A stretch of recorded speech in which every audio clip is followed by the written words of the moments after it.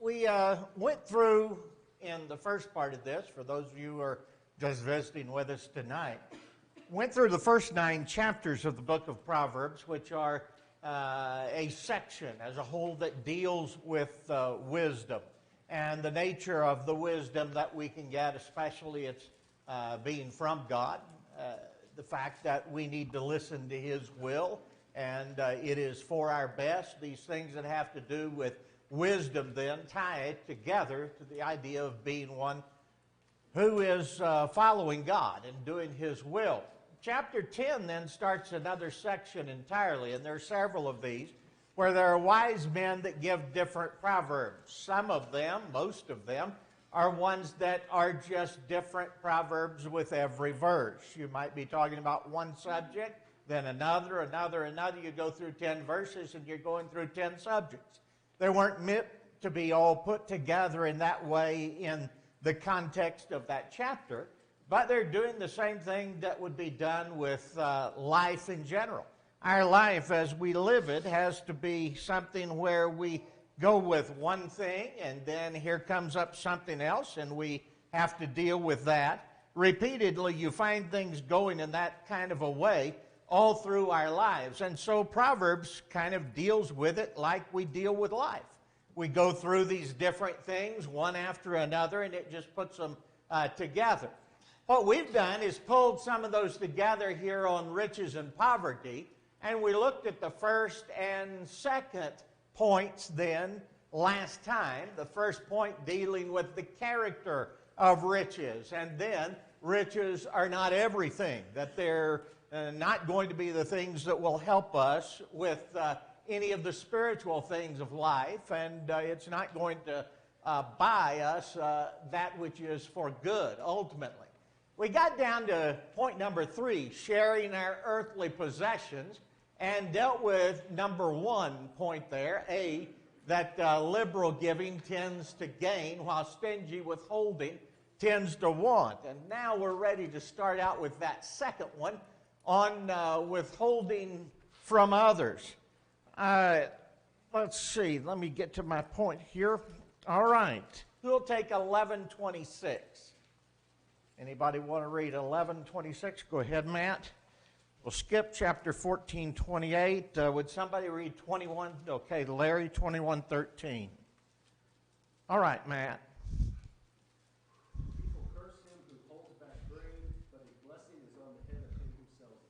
All right. Why that point of the person who holds back grain, a curse is upon him? When he grows that grain, what's the purpose of it? All right. Not just himself, right? That's for the good of others as well, selling that. Here's someone that is hoarding that for themselves rather than selling it. And you see that sometimes when there gets close to famine or difficult situations like a hurricane, or you have shortage of provisions that are there, that sometimes you'll have somebody say, well, I'm not going to get these things out there. They'll just hoard it for themselves. And that's a problem. And it's a curse on this one, as pointed out. All right. Chapter 18, is that right? No, chapter 21, verse 13.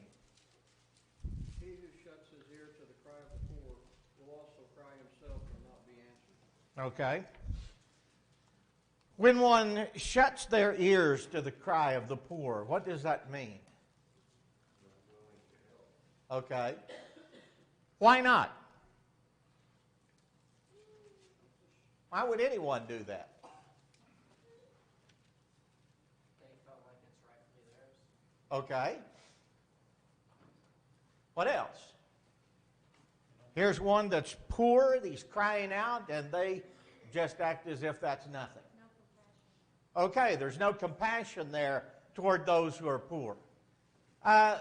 We tend to have a bit of that in any society that's more wealthy by nature, that one that has a greater amount of goods. This tends to be a kind of materialistic society that we have. And the concept is, if anybody's poor, it's their own fault. If they're ones that are not getting enough to eat, then that shows they've not been doing anything. Is that always correct? Let me ask you this, is it sometimes correct? Sure it is. Is it more often than not correct in this kind of a society? Yeah, just about anybody who wants to work and have some income can get it right now. I can show a lot of different places that are looking for people for hire. But it's not always so. Now, how do we distinguish between that? If I make a generalization that always, in every case, somebody can have what they need if they're just willing to work, that's an overgeneralization that's not true. On the other hand, if I come along and say, well, anybody who asks, they're needy and that's just the way it is. We're all just, on the edge of that. That's not true in a society like ours either. So how do we handle that? How do we deal with those kind of situations? You don't ask questions, you don't ask why. Just if you feel that person needs it, has a need, Okay. then you present it to them, say, here you go, and walk away. All right. Goodness of the heart. Here's what I want to look at. There are going to be 2 points of view that I think will come up and we'll talk about. We have to look at them in light of God's Word and recognize that there are some judgments we're going to have to make that are going to be different about different people. The one that would say, well, I just need to be willing to give. If they're giving to me, or if they're ones who need and they're asking me, then I just have to accept that they're needy and give to them. I've heard people that I admire, good, solid Christians that I know of, that's their concept. I'm not responsible for what they spend this money for. They're the ones who are in need. I'm responsible to give. It's their responsibility with regard to how they spend that. Is that true? Go ahead. There's an aspect of enabling that we have to consider. Okay. At times, giving it to them may be the wrong thing to do, and I don't know if I have the answer to all that. When in doubt, I'll give it. But there's times when I know this person could do more than he's just lazy. All right. The other part of that, I think all of us would agree with, enabling is not what we want to do. And if someone will not work, what did God say? Neither shall they eat. And so you have these 2 points. Now, how do you figure that out? I don't know of a principle that I could give you just exactly right there and say, I can distinguish perfectly this one from the other one, but there are principles that are involved. Go ahead. Know who you're giving to. Okay. I mean, you don't have to give it to a group that dishes it out to other people. There are enough working class poor, and I guarantee you know plenty of them, that you can give to. And you give just like the young man said in the back, you give it and don't ask questions, you don't qualify them. I mean, there's enough people that can accept it. Sherry, did you have something? Well, sometimes it takes some involving yourself in their life enough to know what the situation is. You have to do some work with them. You have to be involved with them a little bit. So you have to know where you're stepping and what. I don't want to subvert God's word in saying if you don't work, you should not eat. I don't think that's a Christian's duty either. I think we can do harm by giving and not knowing the circumstances. When you look at these points, this is one where I'm going to suggest to you there's principles of Proverbs. Proverbs give a general truth. Now, is a proverb in itself, any one proverb, always the case? Well, no, typically. What it is dealing with something in a particular kind of situation that may, in another verse in the Proverbs, be the exact opposite. We pointed that out several times. That you answer a fool to his, according to his folly. You do not answer a fool according to his folly. Which is it? It depends on the situation that is there. And we have to deal with the fact that we cannot enable someone to go on without working, without any kind of plan for being diligent at all. We're not helping them, and we're not helping what they should be. However, that other hand of it is, are you always going to be able to know for sure about that? No.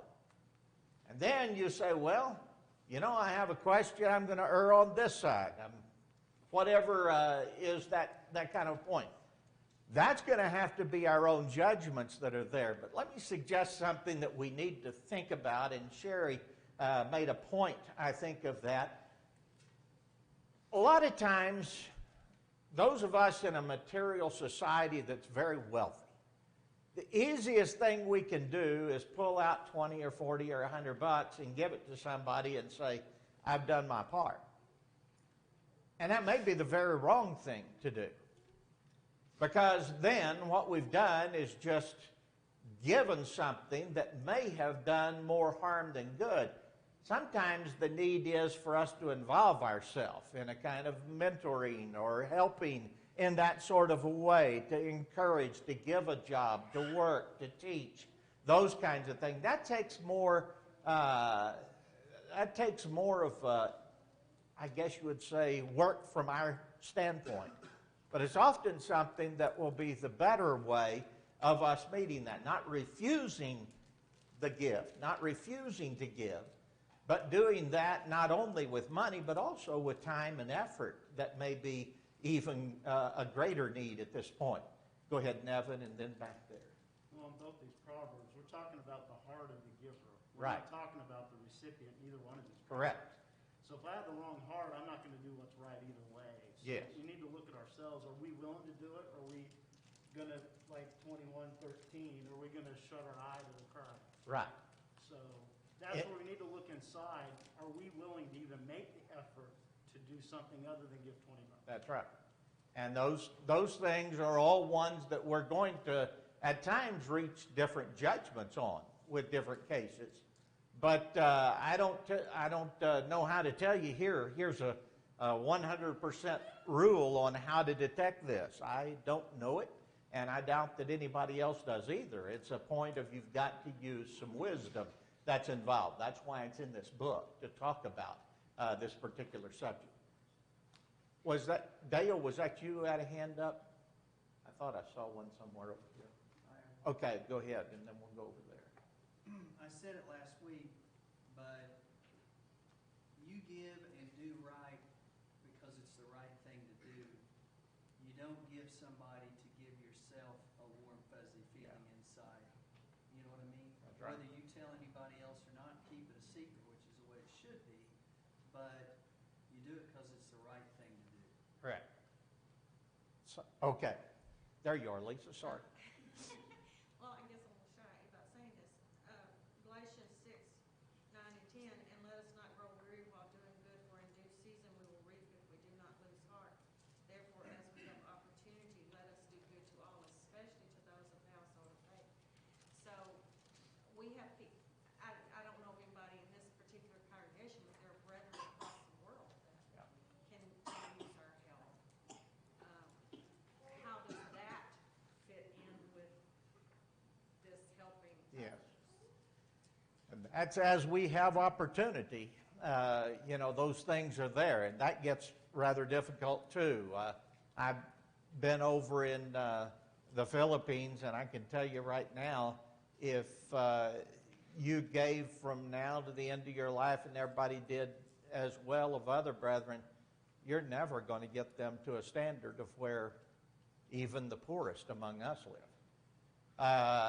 Now, how do you deal with that? If somebody has an answer for that, please let me know, because all I know to do is go over and do the very best I can, try to be wise about it, but also try to recognize that there are some different standards in that part of the world, in other parts of the world, than what we have in some things. And all I know to do is use the best judgment I can, pray about it, and try to be of help without being a problem in that. Tyler, was that you?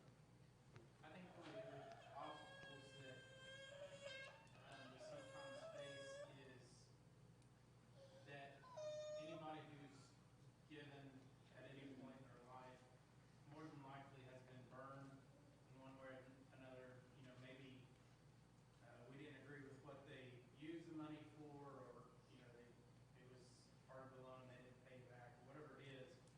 And sometimes we can become very jaded in a very general sense of giving again to other people.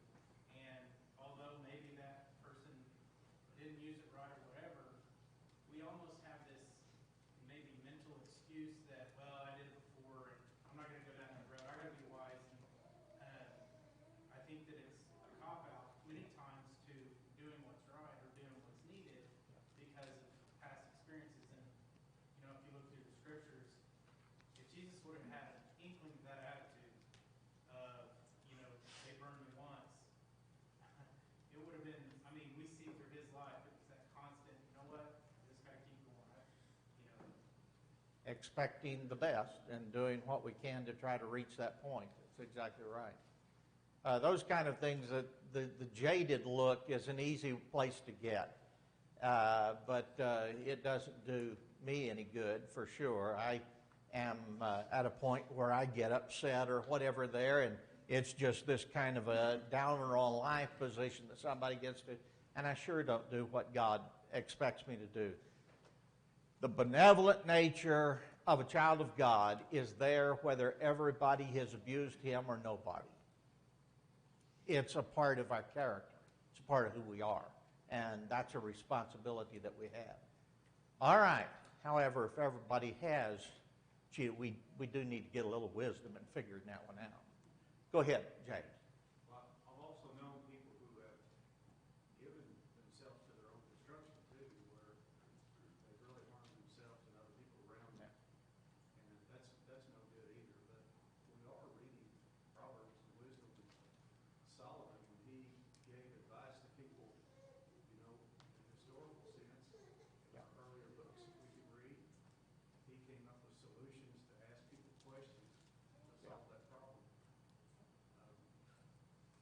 Just a quick example, if somebody comes up to you and says, hey, I need some gas, I got broke down. Like, well, I've got a car here, let me swipe the machine so you can get some gas and go down the road. No, I just need cash. Oh, no, you don't need my card either, so I don't need cash for the car.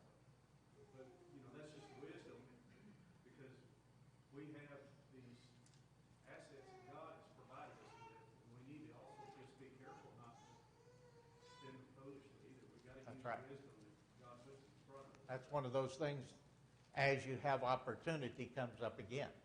I don't have opportunity to give what I do not have. All right. Let's go on to that next one. Oops, I turned pages, didn't I? I'm sorry. That number C there, where we'll take that number 3C, the pity on the poor brings happiness. Who'll take chapter 14, verse 21? Okay. Chapter 19, verse 17. DJ. Chapter 22, verse 9. Go ahead, Colby. Chapter 28, verse 27. Dallas. And chapter 29, verse 14. David. Okay. 14:21, please. One who despises his neighbor's sins, but one who is gracious to the poor is blessed. Okay. The next one there on chapter 19, verse 17. He who has pity on the poor lends to the Lord, and he will pay back what he has given. Okay. When you look at those two, if you despise your neighbor, you sin. If you don't have mercy on the poor, then you also are one who is condemned in that. When you look at that, as Tyler had pointed out, I think a minute ago, these deal with not just an action of giving, but an attitude that's involved in this. And that's the point with regard to that. When you look at the attitude that's there, sometimes what it talks about of the good to be received comes from the thing that's done, sometimes from the attitude that the person has. So let's go through the rest of these and notice that kind of a thing being pointed out in this one. Chapter 22, verse 9. He who has a generous eye will be blessed, for he gives of his bread to the poor. All right. That generous eye, he'll be blessed. Now, why? That blessing obviously is coming from what he has done that is there. That generous eye, he meets that. Then there is a generosity back to him. How about in chapter 28, verse 27? Whoever gives to the poor will not want, but he who hides his eyes will get many a curse. Okay.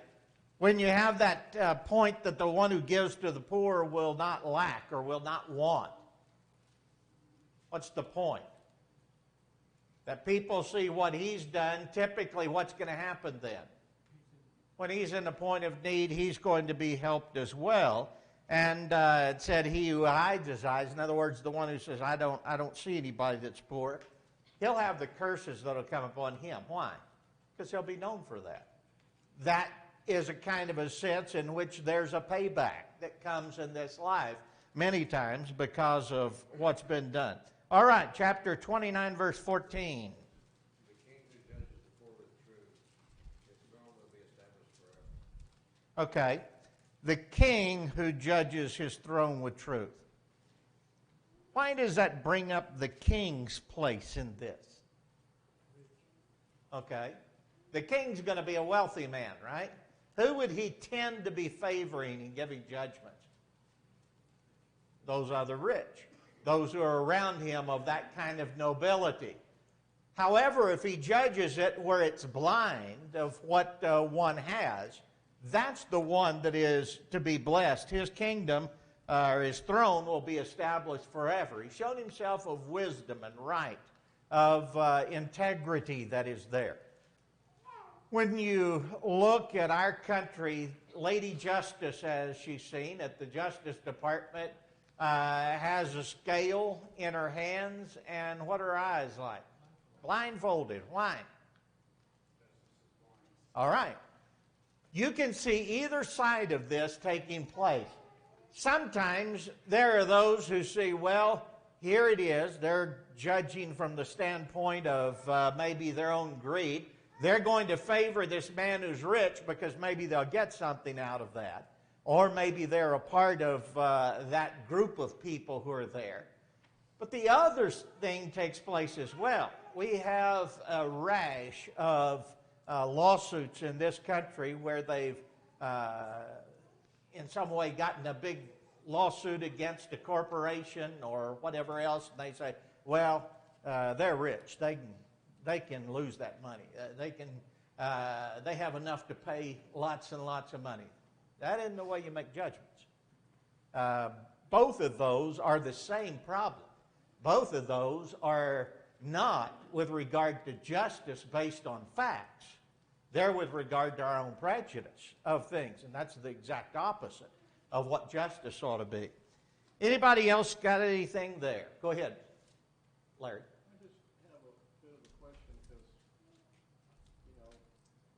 I wonder sometimes how proactive the Lord wants us to be on this stuff, on helping the poor.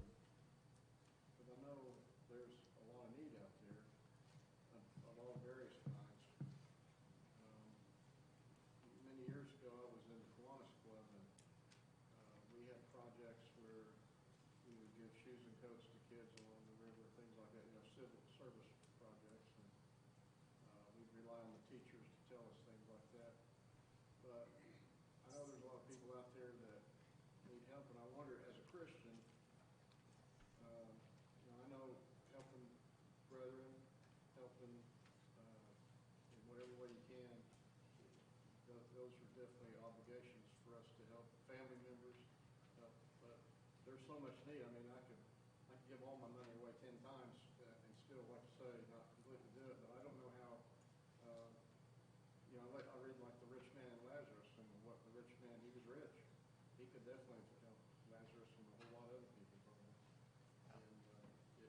And obviously that's an extreme example of somebody that is real callous. Yeah. But I wonder sometimes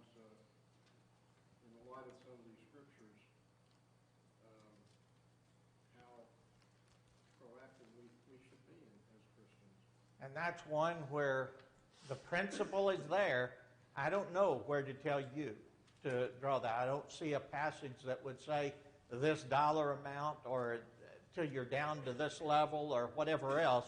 All I know is that, yes, we are to be giving, and we're to be benevolent, generous with that. Now, what that means for you, I'm not going to, tell you. I am going to try to do the very best I can with me. But yes, those things trouble me. I've gone several times to some of the poorest of the poor nations in this world. And when I first started doing that, it got to me in a real deep way to see that kind of level of poverty and want. And there had to be some times I just thought, okay, now, what can I do? I can't cure everything, but I can hopefully have some help with some. And all I know to do is use the very best judgment I can in that. Probably somebody else would make different judgments, but I'm going to have to do the very best I can with what God gave me. Go ahead. Your C starts out with pity on the poor. Most of this we've been talking about benevolence. You made this point a little while ago, and I think we overlook it too much. James 1:27 says pure religion is about visiting the fatherless and the widows. People want to go to benevolence there, and I don't know that that's really the context of it like it is our involvement with those people and what we can do with them personally. Sometimes maybe we don't have the money, but we have time. We can go help do things like that. And I don't think we think about that. Yeah, probably so. Go ahead, Aaron. That's exactly where I was going to go with Brother Lonnie is that we many times look at this and put a dollar sign next to the term benevolence. I think the opportunity that you had books for your children and you're no longer using them and you take them to, the library or you take them to places where people are more in need of them. Time is benevolence. I think that's a great example there. I think, someone calls and they find out that, they need a right to work because they don't have the availability, and so you make an opportunity to be able to do that, and things of that nature, that it's not just a money value, it's a value of our time and care and listening, opportunity to be able to teach adult basic education and things of that nature that supports education and knowledge and growth, to be able to give them the skills to be able to do and have a career, resume writing, applications, maybe giving someone their first job to be able to sweep the floors and things like that I've seen examples of. That's benevolence, but not necessarily a money value. Yeah.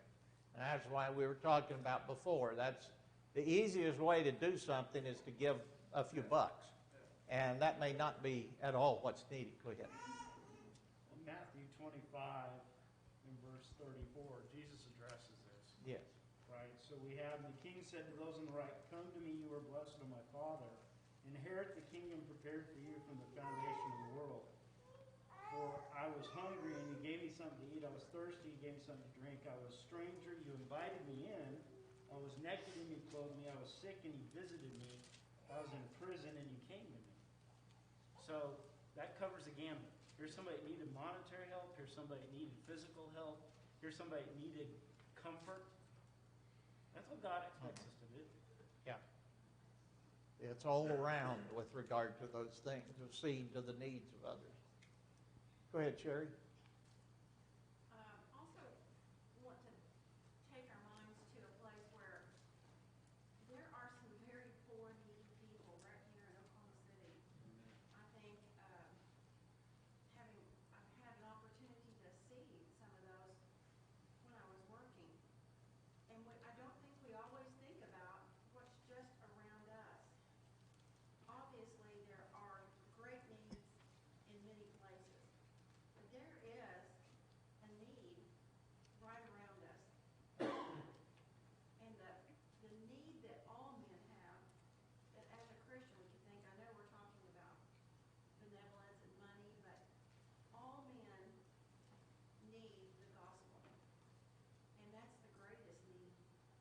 Sure. think that we can give.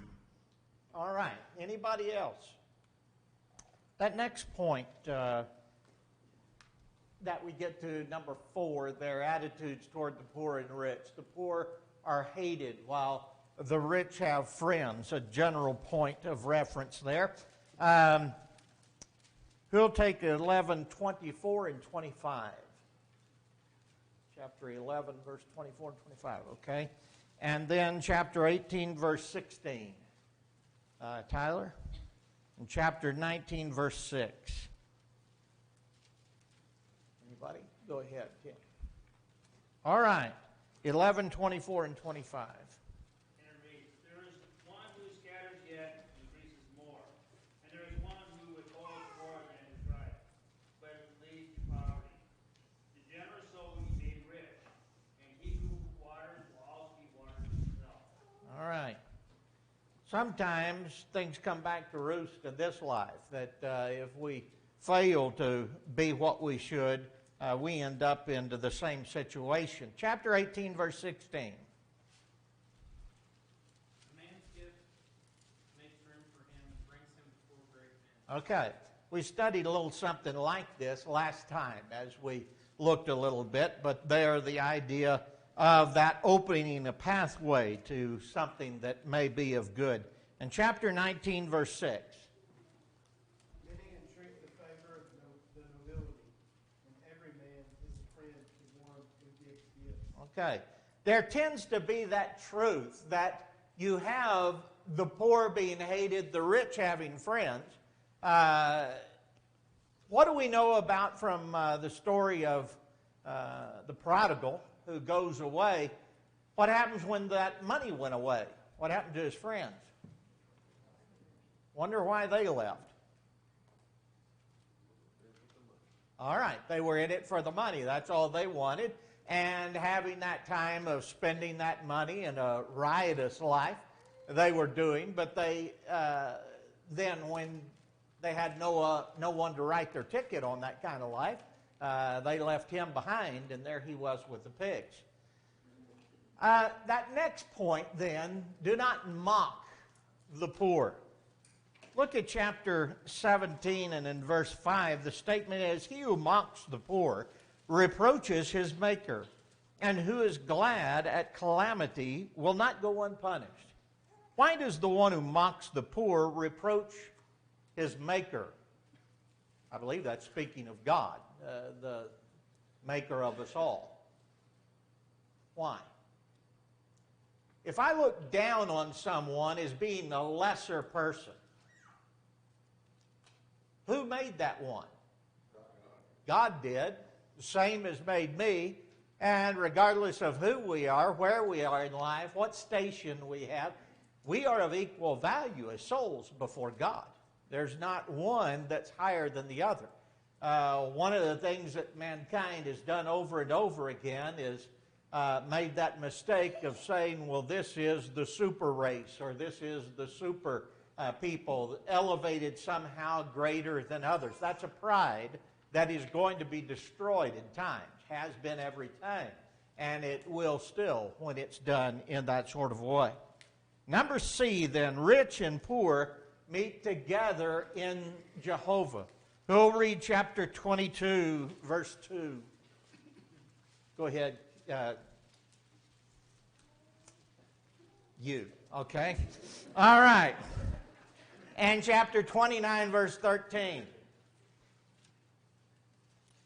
29, 13. Go ahead. All right.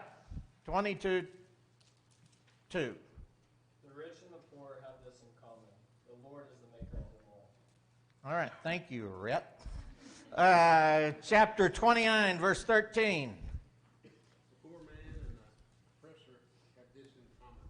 The Lord gives light to the eyes of both. All right. So that equity is noted in those passages as well, and we need to remember that. Do not oppress the poor, for you will be despoiled. Let's look at chapter 22, verse 22 and 23. Who wants to read that? Okay, Tyler. and 28, verse 3. DJ, okay. And then 28, verse 8. Okay, Alice, go ahead. I'll get you next, Blaine. Okay. 22, 22, and 23. Do not rob the poor because he is poor, nor oppress the afflicted at the gate. For they will plead their cause and plunder the soul of those who plunder them. Okay. The 28, verse 3, please. A poor man who oppresses the poor is like a driving rain which leaves no food. Okay. And 28, 8. Whoever multiplies his wealth by interest and profit gathers it for him who is generous to the poor. Okay. When you take those last two, there's a misuse of the poor. Why is that particularly heinous? Through the prophets, I think we notice this. It's amazing to me how through the prophets there is a repeated condemnation of Israel for not caring for the poor that they should have. And spelled out in that especially are those who are widows and orphans. And why would that be? In Old Testament times, what happened when a woman lost her husband and she was just by herself? Could she go out and get a job at Walmart? Can't do that. What happened to her? She's basically on her own out there, and if her kids are not there to help her, or if they're not in a place to be able to do that, then many times they were left destitute. And so it was expected that they would be dealt with by their fellow citizens with some favor because of what she had been like before. What else do you see about the Old Testament of those in need? And looking at that God just has a very clear anger, wrath in dealing with people who misuse the poor in the Old Testament. I wonder why. There should be an understanding because you can relate to it. Okay? With every one of us, when we look at it, where do we line up in measure to God? Do what? We're nothing. He's everything. There is no one that we're higher than in the sense of nature. We all have that same. There's no one higher a bit than anyone else. But no one can look at themselves as such a high station that they're so far above somebody else that they're like God above man. And yet what has God done with us? He's been gracious over and over and over again. Doesn't matter who we are, how much we have in a bank account or anything else. I dare say all of us could look at our lives and start pointing out, if we count your many blessings, name them one by one, we'd be going for a long, long time. And if we aren't willing to be benevolent, helpful, caring, in the sense that God has been towards us, then how's God going to look upon us? That return will be there with us. If we aren't of that kind of a nature of a caring people, if our hearts are not tender towards them, then certainly God is going to react in a way toward us that will make it clear we've not done right. Go ahead, Tyler. I think that not only in the Old Testament, but even in the New Testament, you look, and I know we've mentioned this a few times, but in the ministry of Christ, his emphasis and constant reminder of how to treat the poor and examples of the poor in his parables and those types of things. God's impatience towards those that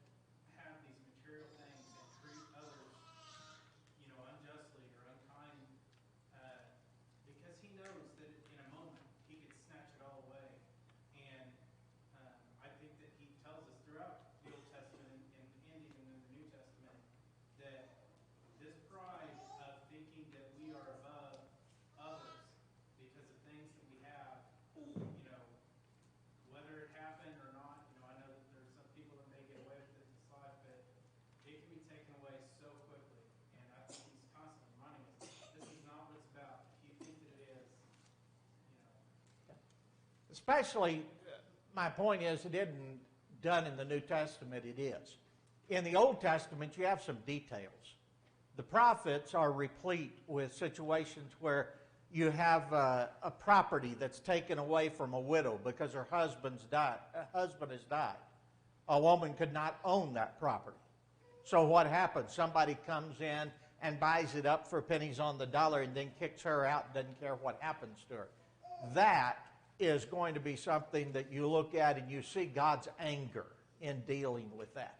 Same thing with those who are the orphans that do not have legal standing at that point before they're an adult. And yet someone can come in if their parents die and take things away from them just for their own selfish greed and leave them without.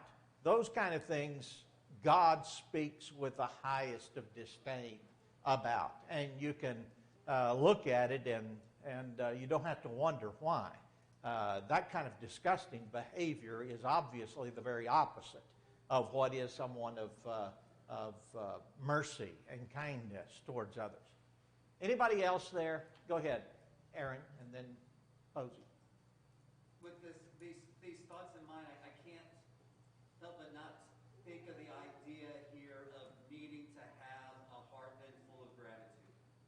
And I think of Psalm 103. Bless the Lord, O my soul, and all that is within me. Bless his holy name. Bless the Lord, O my soul, and forget not all his benefits. And then go to verse 10. He does not deal with us according to our sins, nor repay us according to our iniquities. Yeah. And it reminded me of what you had just told us and reminded us. We're nothing. Yeah. Posey, you had something. I was just going to repeat a comment that a member of the church said years ago that helped me a great deal. Might help someone here tonight. He said, don't think of the things you have as yours.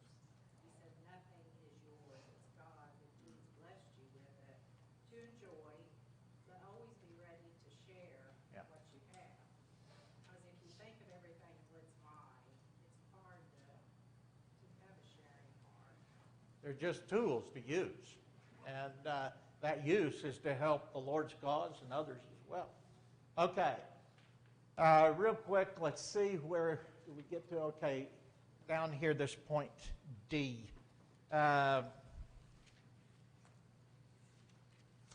Do not oppress the poor, for you will be despoiled.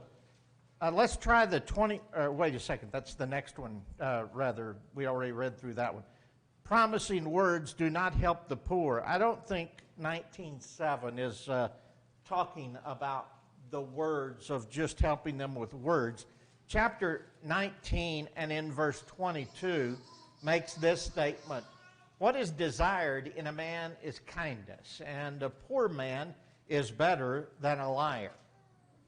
That idea of what's desired of a man is kindness. That's what God expects. That's what is going to help others. How is it that a poor man is better than a liar?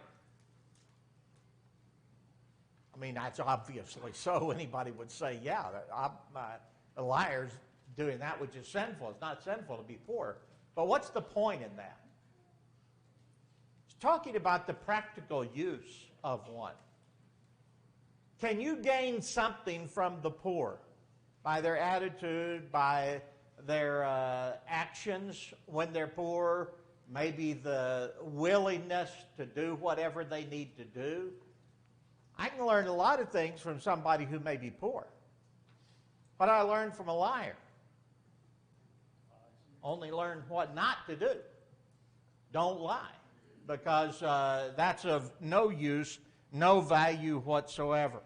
All right, coveting riches. Greed brings trouble. Let me get that to this one.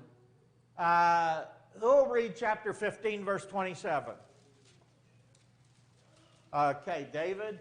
And then chapter 28, verse 20 and 22. Okay, Colby.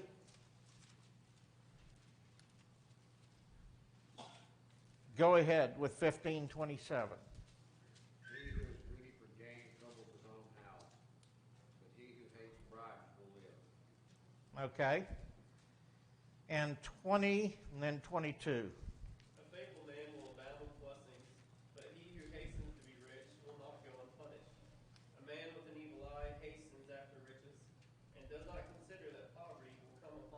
Okay. There's the greed that is present that brings about ruin. Everybody, I think, has seen someone like that their desire to gain more and more and more. Nobody is rich enough if they're greedy.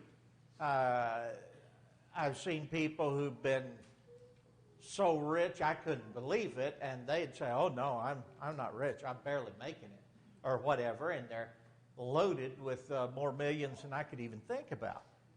But the idea is someone like that, with that kind of a greed, never knows an end to it. Let me skip down to B point now. A characteristic of the oppressor, not the righteous, being that of greed. Chapter 28, verse 16. We'll read that, Tim. And then chapter 29, verse 7. I saw some math. Go ahead. 28:16. The ruler who lacks understanding is a great oppressor, but he who hates covetousness will prolong his days. All right. 29:7. A righteous man knows the rights of the poor, a wicked man does not understand such knowledge. Okay. So whether with nobility or the common people, what do we need to have? We need to have a kind of a heart that recognizes we're not greedy, we're not going to oppress others, we're going to try to the very best of our ability to help them. That's the points being made there. All right, last one. Chapter 23, verses 1 through 3. Who wants to read that? Dallas. And 23, 6 through 8. Who wants to read that one? Anybody? Okay, Tyler. When you sit down to eat with the ruler, observe carefully what is before you, and put a knife to your throat if you are given to appetite. Do not desire his delicacies, for they are deceptive food. Okay, and verse 6 through 8. Do not eat the bread of a miser, nor desire his delicacies, for as he thinks in his heart, so is he. Eat and drink, he says to you, but his heart is not with you. The morsel you have eaten, you will vomit up and waste your pleasant food. All right. Obviously, the point's there that it can cloud our thinking to reality, and we need to remember our circumstances at all times. Going to have a word of prayer. Buddy Fitzpatrick's going to lead us in a closing word of prayer. We need to remember Jenny Hardwick. She's been dealing with a lot of pain, and we want to try to remember her in our prayers. Then we'll be dismissed.